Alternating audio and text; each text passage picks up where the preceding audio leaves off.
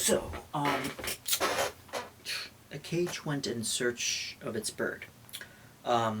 A anthology, a series of short stories published earlier this year, quite recently actually. I want to say like spring of this year, maybe. And I actually was thinking about pre-ordering it because I heard from the what's the word? I heard it from the grapevine that Charlie Kaufman actually contributed to this, and I was kind of like looking forward to that because I read Antkind. I'm obviously like a huge fan of his work, and I have a Synecdoche, New York poster on my wall back there. If you haven't seen it, anyway, so yeah, I just a fan of everything he does, writing wise, this or that, movie wise, and yeah, so basically, so this is a 10 Kafka stories, and a little background on Franz Kafka. Obviously, huge fan of him too, and it's very a breath of fresh air to see other authors and their take on him and how he kind of breathes through these authors, and like sometimes you can see them without even necessarily having to make the or seeing the connection there, or like you can see the connection without necessarily. I'm not sure what I'm getting at with that, but yeah, you can see. So basically, it's 10 different anthology stories, interconnected short stories, and all taken from that quote of "The cage went in search of its bird." I believe the original one, the quote, I think it's an inverse of that, so it's like a bird went in search of its cage, I think, is the opposite. And basically, Franz Kafka had a notebook called the Blue Octavo Notebooks, which were, like many of his works, published posthumously. I think technically only like a handful, I think maybe even like one or two actual works were published by him in his lifetime by Max Brod and other kind of executors in his time. And yeah, so I think with this, it's like that kind of, there's so many different ways. Like the cage went in search of its bird. So it's like kind of this idea of being caged, being caged, isolated, confused, and in the face of like meaningless authority systems and kind of red tape bureaucratic nightmares that we all have to deal with today, on to this day. But more so, Kafka had to deal with it in his time. He had to share an apartment with his own parent family. Like, he can never escape his dad. Not until adulthood. I mean, technically you could say that he could have maybe he could have jumped on. And he did go on these little vacations, but I think like none of them lasted more than a week or two. Maybe at most a month. And he actually wrote the Blue Octavo notebooks in a time of kind of convalescence, when he was healing after being from, I think he was shortly diagnosed with tuberculosis. It's the same disease that would take his life at the age of 40. Very, very young. Even for that time, I think that was like quite young to be able to, because, he could have, to think that he could have lived to like 70 or 80, like that would have been stellar to get like a whole kind of turnaround to see like what would have happened.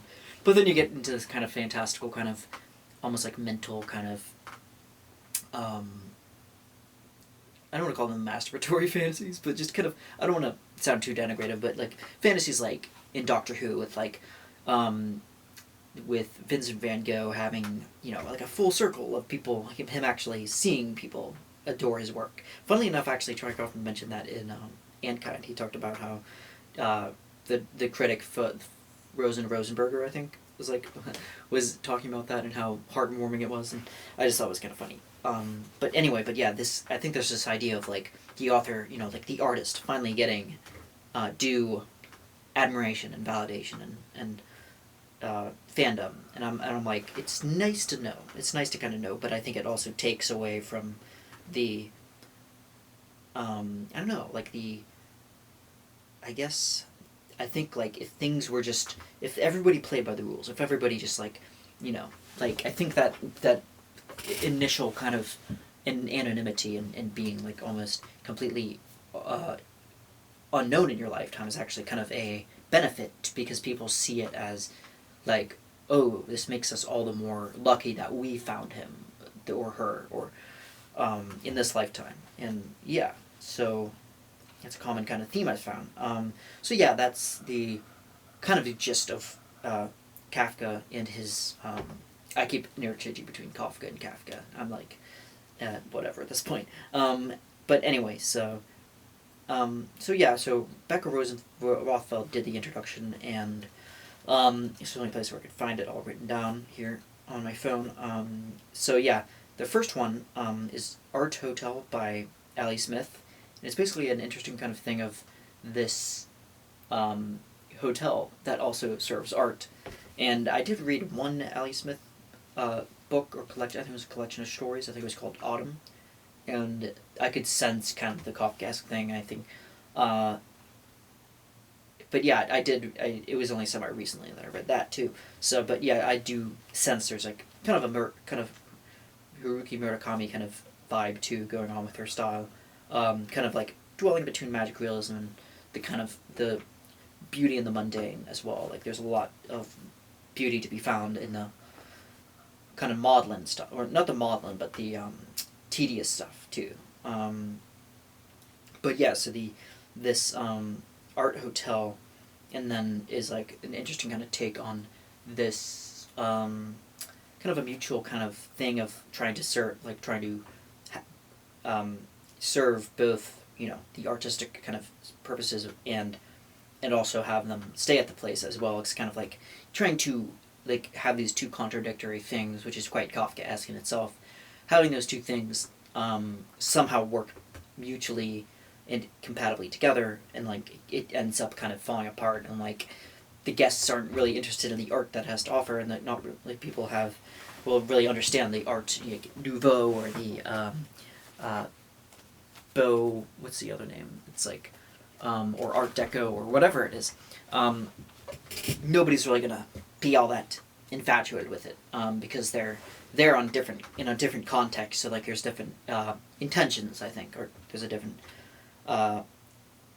So yeah, after that there's The Return to the Museum by Joshua Cohen. I had not heard of Joshua Cohen before, but I definitely not the Cohen brothers, but yeah, I do intend to read more of his stuff. Yeah, so The Return to the Museum is about this this bizarre kind of virus thing that like messes with the mind, that makes them freak out for a little while, but it also gives them kind of an ecstatic. It's painful, yes, and there's a lot of suffering and toil in it, but like there's also on the other side of it, once you get through it, there's also like a short moment of like bliss and like total like peacefulness, and he segues that into kind of like ketamine, and hit the main character taking that with his brother, I think he said, and his twin brother, I think they said, and that he's like grieving over the loss of his twin brother that was like taken by this you know, that this virus that, you know, kind of messes with your head, and some people like are so overwhelmed by that they end up killing themselves to kind of save the amount of sheer pain, but some people make it through the other side. Oops. Sorry. But yeah, there's a kind of an interesting kind of struggle there in trying to because there's also a odd kind of thing with people taking pictures of it too, like it's a great big spectacle and stuff, which I thought was like an interesting kind of modern take on like kind of social media too. But yeah, so that I thought that was really interesting because that there's almost like a religious kind of thing, spiritual kind of recrudescence of like that people feel like when they get that kind of the pain, I think they call it, like it's the hurt, I think they call it. So it's like you get the hurt for a few minutes and it's like horrible, 10 or 15 minutes I think. But yeah, it's you know, it has a kind of an ending and a point where the hurt kind of around the museum where he's like a security guard, and he's trying to kind of contain this new influx of all these young people going in there, trying to like stifle the place and like kind of are stymied. So yeah, that was by that was Tommy Orange. I'm sorry, I messed that up I mixed that up. The Hurt by Tommy Orange, that was the one I was talking about. Return to the Museum was that was similar kind of in tone. But that was the one about the mind virus thing. And then not the woke mind virus. But yeah, the Return to the Museum was, I think, focusing on the crowd of people trying to get in the museum and who's looking. And the Board by Elif Batuman. I heard of her. I heard she wrote The Idiot, not to be confused with Dostoevsky, but she wrote kind of, I think that was kind of a take on Russian literature too. So I think that's like that. She also wrote The Possessed too, which is like another thing, I think, kind of installment of that. So yeah, I think Elif Batuman is a British writer. I think I might be wrong on that. Probably am. But yeah, she wrote those 2 books, and they kind of like discuss kind of the allure of Russian literature, I think. But I haven't read them yet. So, but anyway, but The Board was a really kind of witty, kind of interesting thing to do with this ridiculous kind of, again, Kafkaesque event of this old person trying to buy life insurance.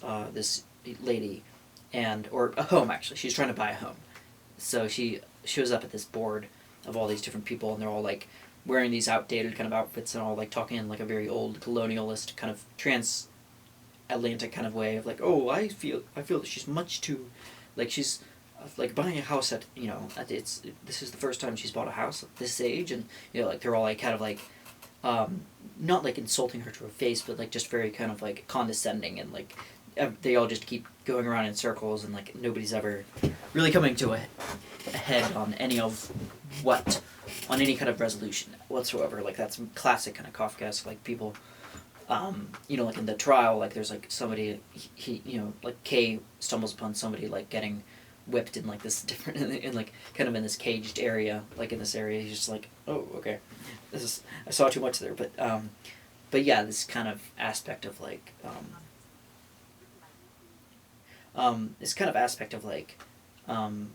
the board is like very ridiculous, absurd scenario, because it's like something that you might stumble upon in real life, kind of like in a half dream state, and like there's all these different people vying for the right answer, and like what's like what should we do? Should we should you get a penalty for like drawing or doing this or doing that? Like what's and they operate in this very particular traditionalist way of that might fly in the face of like somebody else's way, and like this kind of aspect of like 2 different kind of with the castle too, like with K. By the way, there's a lot of different acronymable names like that, like acronym to just like K or S or I, which I love as well. That simplicity of kind of identity plays a big thing.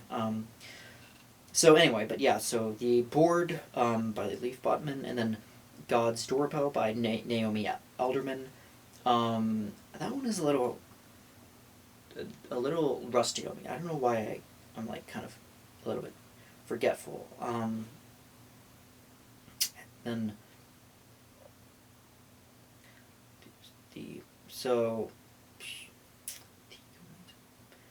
the Hygiene by Helen Oyeyemi.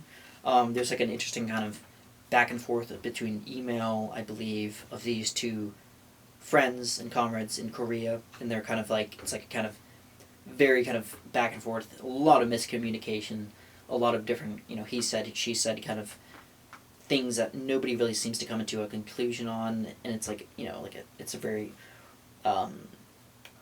almost kind of taxing to listen to at times, because it's like whole like whole things of like like just saying one thing and like it going throughout the other ear, and it's just like, yeah, classic Kafka. So The Landlord by Keith Ridgway. That was one of the more softer ones. The this polite older guy, the landlord, and this younger tenant, I think, and he's can't really quite remember. It was like this. There was a kind of an interesting fatherly dynamic between the 2 of them, and it didn't really seem to have the same kind of underlying kind of undercurrent of like anxiety or dread as a lot of these other ones, which is fitting again. But so Headaches by Leone Ross, and that is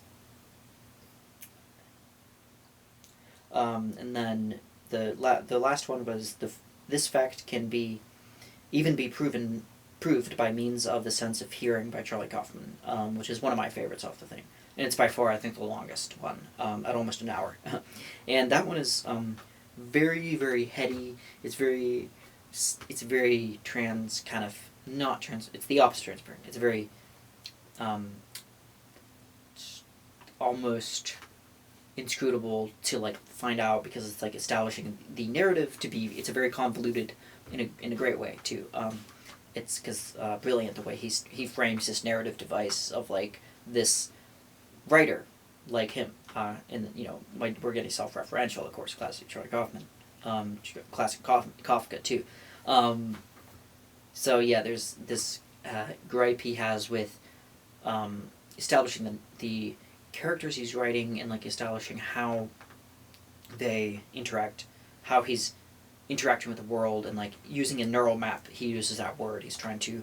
So this character is stuck. It's first person, but like the first person like keeps getting. He refers to himself as I think, and then he starts talking about, oh well, there's other characters I wrote.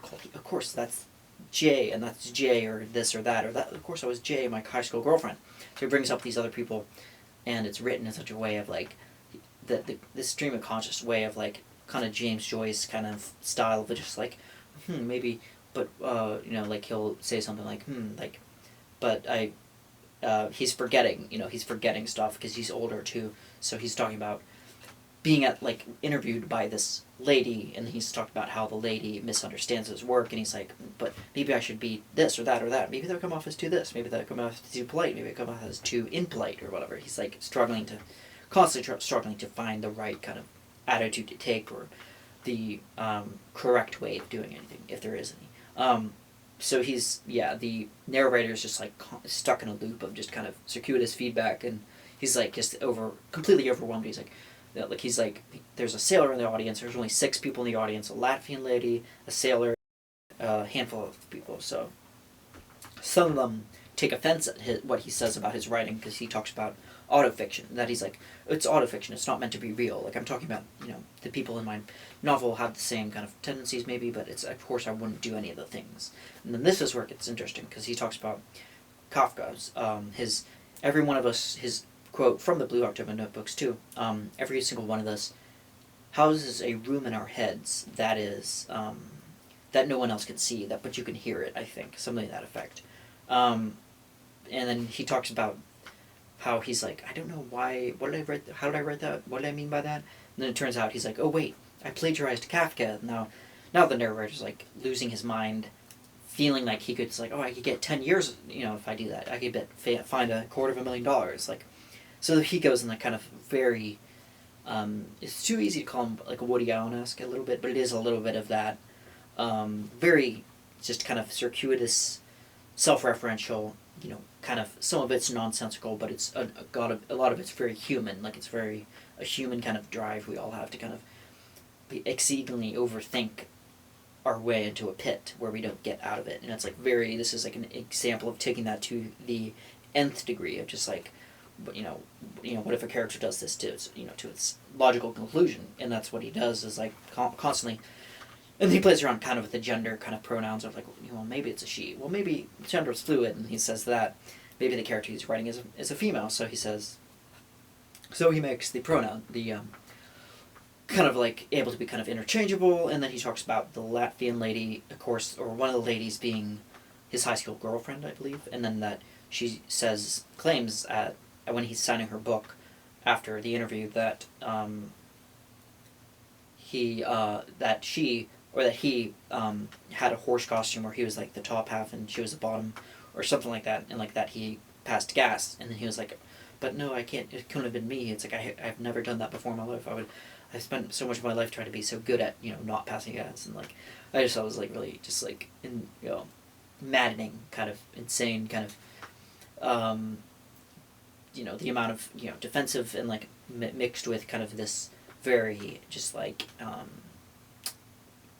just over analytical kind of mindset, and he's like looking at certain points to just like hide his head in like somewhere in like the legs of a woman. Like, he finds like that's like the most, to have his head resting in like a woman's lap, I think is like the most comfortable he feels like he would, like an asylum of like non-being. I just like to be completely accepted for who you are. And then it gets very eerie. I feel like it's very similar, without being too like obviously plagiarizing it. The Blind Owl by Sadegh Hedayat. I felt that was very very. The one he actually might have mentioned outright, obliquely mentioned the Blind Owl by saying he one of the quotes was like something effective like, I should never have like let myself out of my lead casing. I should have just locked myself up in my lead casing, painted casing, and then allow my friends of mine to like paint on pretty pictures to make me feel at home, something to that effect. And that's basically getting really close to what Sadegh's talking about in Hedayat in the character, the narrator of that one too, lost in kind of a thing of like not knowing what he's guilty for, like not knowing that he spoiler, kills a man, murdered someone, in a kind of frenzy, and then he's coming to terms with it only after the fact. And he's like, oh no, I actually did do that, and like that's what Kaufman's character is doing. It's like completely, he's so like, well, maybe I should just, I don't know if I actually did something. I might have actually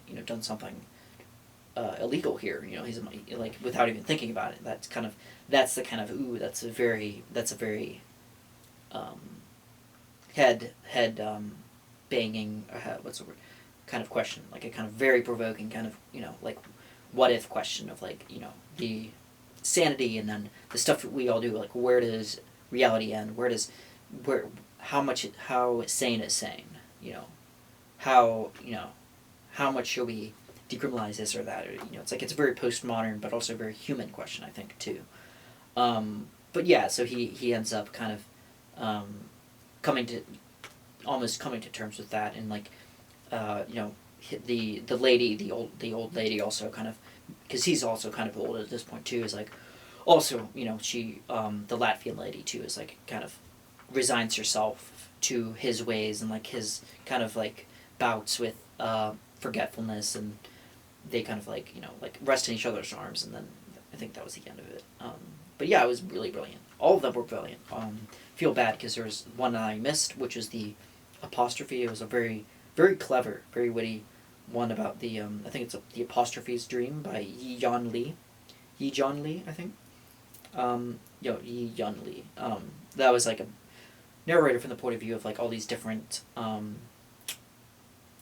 like full stops and apostrophes and semicolons and hyphens and all these different kind of grammatical kind of cues and prefixes or prefixes and all these different things like talking about each other. It's like, well, what does a semicolon say? It's like, well, the semicolon's like he's asking for another part of the sentence and like something like that. I thought it was very very kind of funny, well executed, well written.